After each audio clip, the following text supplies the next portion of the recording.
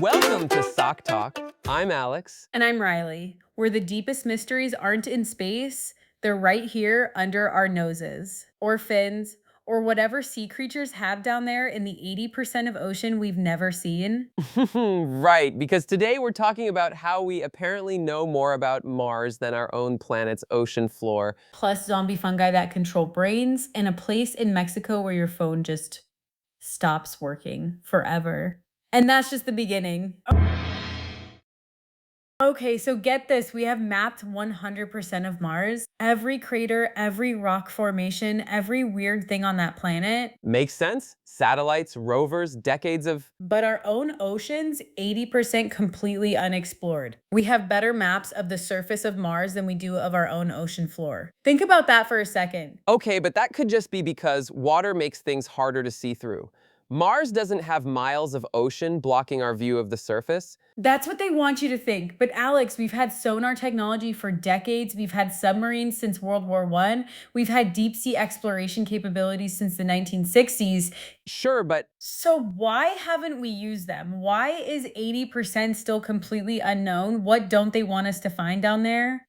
probably because deep-sea exploration is incredibly expensive and dangerous. The pressure at those depths would crush any human instantly. But we sent people to the moon. We built the International Space Station. Money wasn't a problem for those projects. Those had military applications during the Cold War. What's the strategic value of mapping every inch of ocean floor? Maybe there's something down there they don't want us to see. Ancient civilizations, non-human technology, evidence of things that would change everything we think we know. Or maybe, and hear me out, it's just really deep water with fish in it. Fish don't explain the weird sounds, Alex. What sounds? Oh, you don't know about the sounds? The ocean makes noises that scientists can't explain, low frequency hums that travel for thousands of miles, clicks and whistles that don't match any known marine life. That's actually a little unsettling. And every time they try to investigate, the funding gets cut. Every time a deep sea mission finds something interesting, the results get classified. Wait,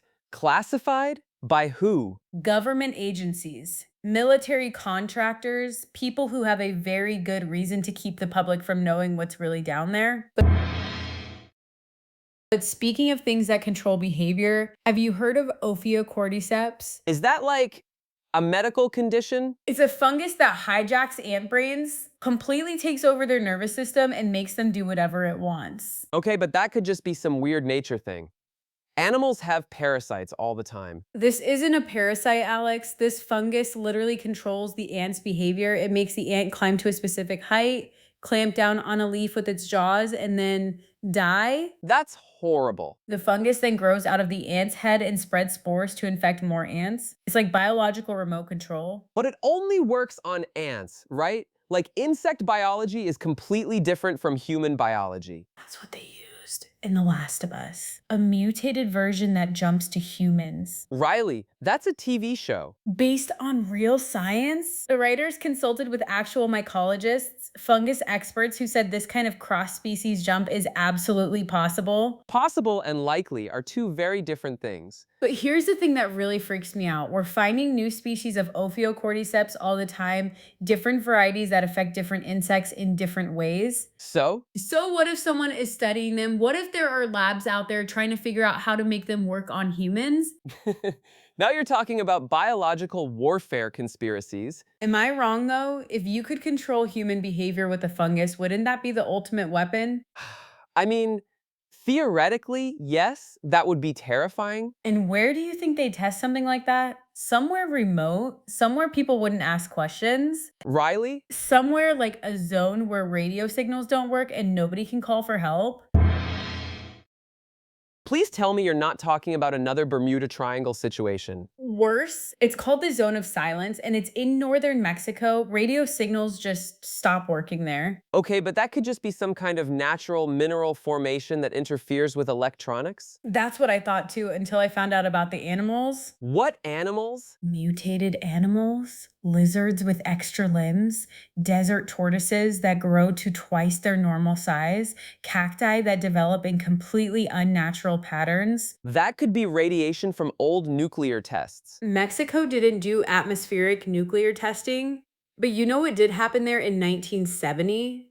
I'm sure you're going to tell me. A US military rocket crashed there carrying classified materials. The American government sent teams to clean up the crash site, but locals say they brought way more equipment than you'd need for a simple cleanup. Like what kind of equipment? Scientific instruments, biological containment units, trucks full of soil samples. They stayed for months, Alex. Maybe the rocket had hazardous materials on board that needed proper cleanup. But here's the weird part. After they left, that's when the radio blackouts started. That's when people began reporting UFO sightings in the area. UFO sightings happen everywhere. Not like this. Consistent sightings, multiple witnesses describing the same craft, and always in areas where the animals are showing mutations. That's actually kind of a weird pattern. What if the rocket wasn't carrying hazardous materials? What if it was carrying biological experiments, things they were testing in secret? You think they were testing the zombie fungus in Mexico? Think about it. Remote location, no radio communication to report problems, local wildlife to use as test subjects. But why would UFOs be involved? Maybe they're not UFOs at all. Maybe they're unmarked aircraft conducting ongoing experiments. The perfect cover story: if anyone sees something, just say it's aliens. You know what's really bothering me about all this? What?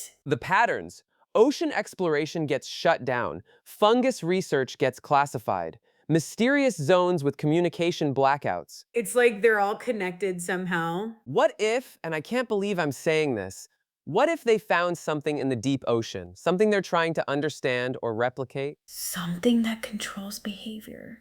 Something that could explain those unexplained ocean sounds. And they're using remote locations like the zone of silence to test applications. Yes, and if anyone gets too close to the truth, they just cut off communication and call it a natural phenomenon.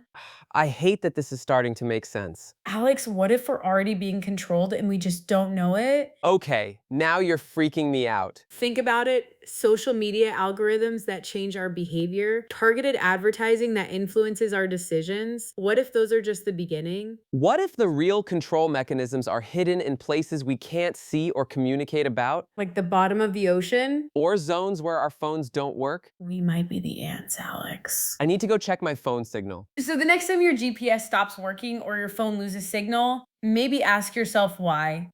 And maybe don't go swimming in any unexplored parts of the ocean. If this kept you up tonight, we did our job. Leave your theories in the comments. It's one of the few places they're not monitoring yet. You found us for a reason. Don't lose us now. Because the deeper we dig, the more connected everything becomes.